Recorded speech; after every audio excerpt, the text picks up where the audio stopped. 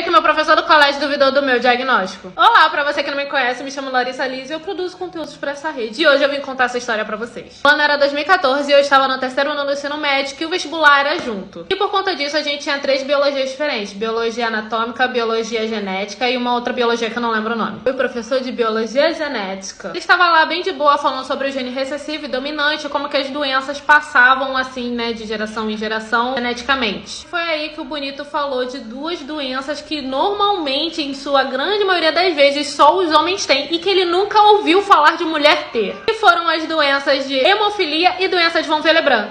Eu tenho doença de von Willebrand. E eu lembro que eu levantei a mão assim, eu falei, professor, o senhor tá errado? Eu tenho doença de von Willebrand. Ele virou e falou assim pra mim: impossível, você é mulher. E eu só virei pro meu colega de turma que ele tinha hemofilia e a gente só se olhou, tipo...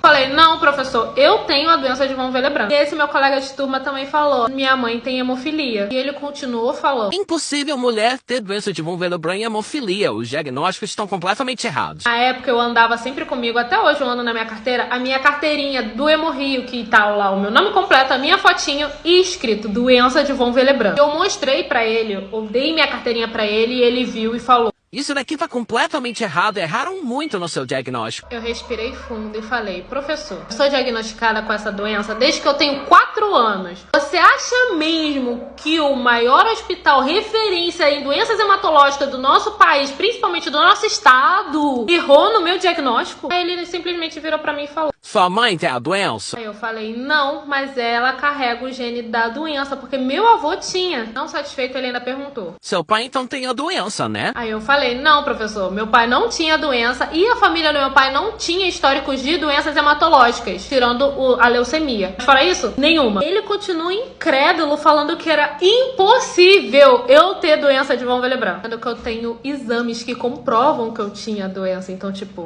tem da onde ele reclamar de que meu diagnóstico é errado se tem laudos médicos de anos e anos e anos falando que eu tinha. Aí o bonito virou pro meu professor de biologia anatômica e falou, nossa, é impossível ela ter essa doença. Como o professor de biologia anatômica falou, muito da hora, né, a biologia. Se passaram quase 10 anos, acho que ele não acredita até hoje.